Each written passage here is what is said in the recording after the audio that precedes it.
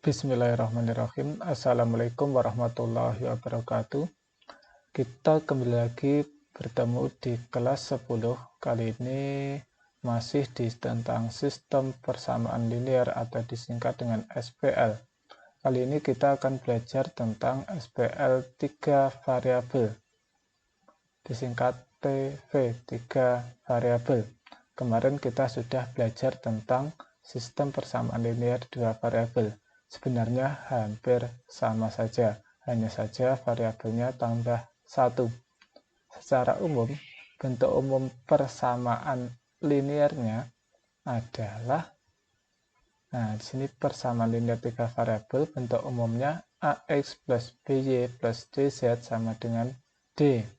Contohnya 2X plus 3Y plus 4Z sama dengan 5.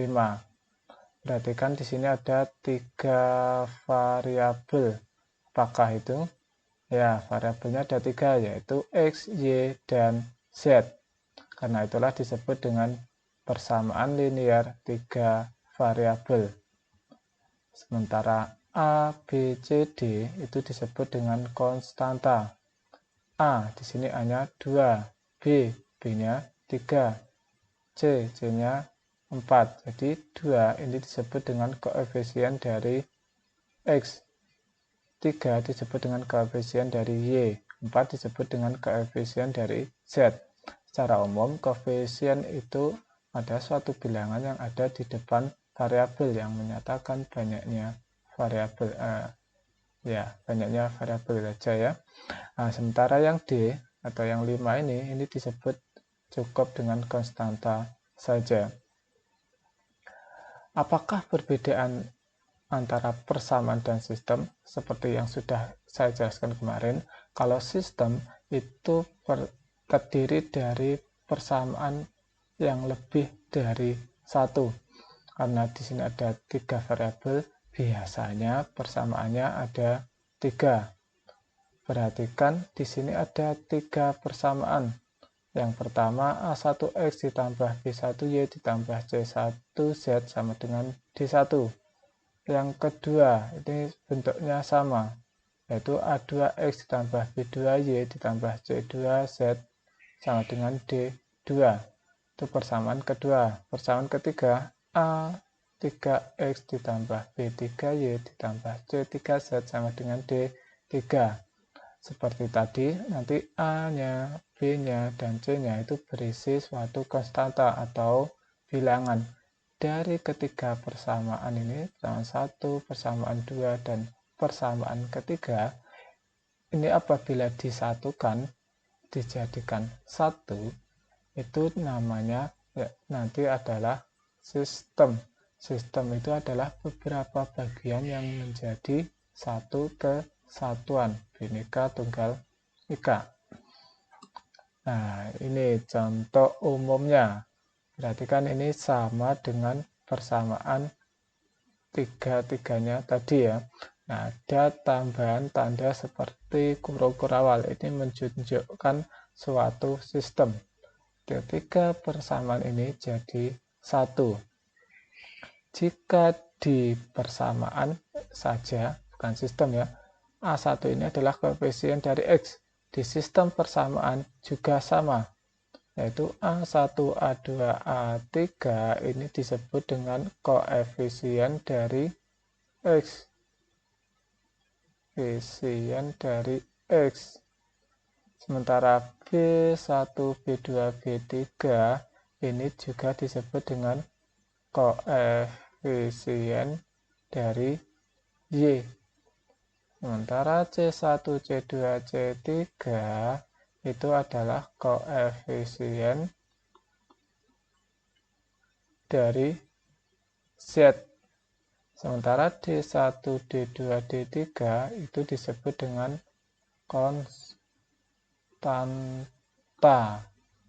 Sama seperti di persamaan.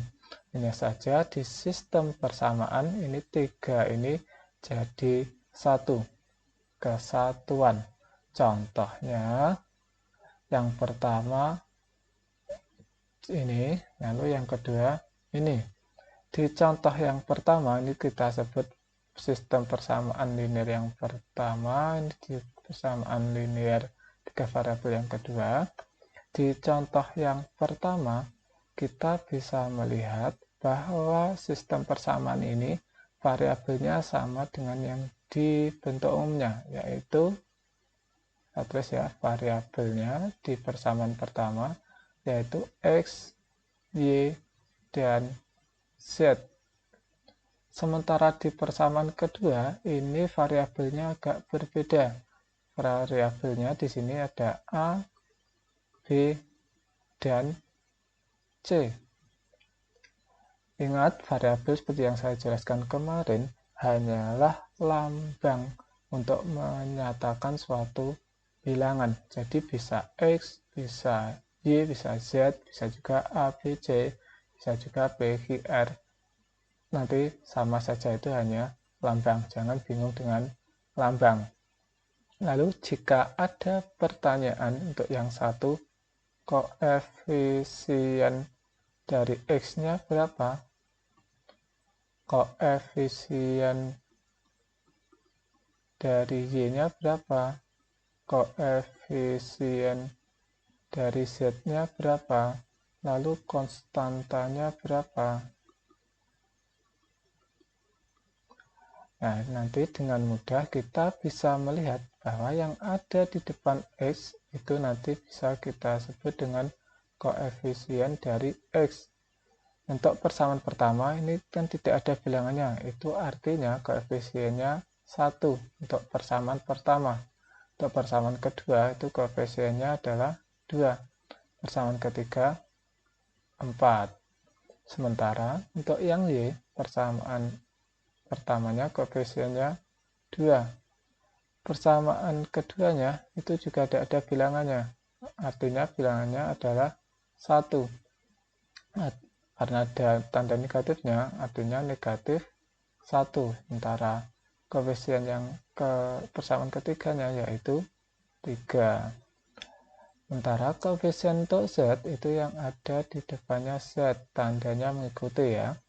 Untuk persamaan pertama negatif 3, persamaan kedua 4, persamaan ketiga negatif 2. Untuk konstantanya, konstanta nanti kalau sudah berbentuk umum seperti ini ada yang di sebelah kanannya sama dengan, yaitu ada 6, 2, dan 14. Kita tulis di sini 6, 2, dan 14.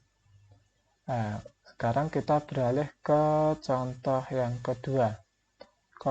Variabelnya ada A, B, dan C. Maka kita nyebutnya koefisiennya juga sama. Koefisien A, koefisien B, koefisien C, dan konstanta. Kalau konstanta itu namanya tetap konstanta. Sama di mana-mana. Perhatikan koefisien A yang ada di depannya A. Nah, ini kan tidak ada di depannya A. Itu bisa seperti tadi kita sebut dengan koefisiennya 1. Lalu yang persamaan kedua tidak ada A-nya. Kita sebut koefisiennya yaitu 0. Sebenarnya ini ada A-nya juga, tapi karena nilainya 0 kali A itu adalah 0, maka cukup ditulis, tidak usah ditulis. Atau kita sebut koefisiennya 0 untuk koefisien A di persamaan kedua. Ya. Nah, persamaan ketiga koefisiennya adalah 4. Sementara koefisien B, persamaan pertama ada 2, lalu di sini ada 1, kemudian 3. Koefisien C ada negatif 3. Lalu persamaan kedua 4. Persamaan ketiga tidak ada di sini C-nya. Itu sebenarnya C-nya ada, hanya saja itu adalah 0 kali C. Karena 0 kali C itu sama dengan 0, tidak perlu ditulis. Jadi artinya koefisien C-nya untuk persamaan ketiga adalah 0. konstantanya kita tulis saja yang ada di sebelah kanan sama dengan. Udah ya, nanti kalau disuruh mencari koefisien dari masing-masing variabel, itu adalah bilangan yang ada di depan variabelnya. Kalau variabelnya tidak ada, itu koefisiennya 0. Kalau ada variabelnya hanya A saja, artinya koefisiennya 1. Kalau variabelnya tidak ada, itu artinya koefisiennya 0. Mudah kan?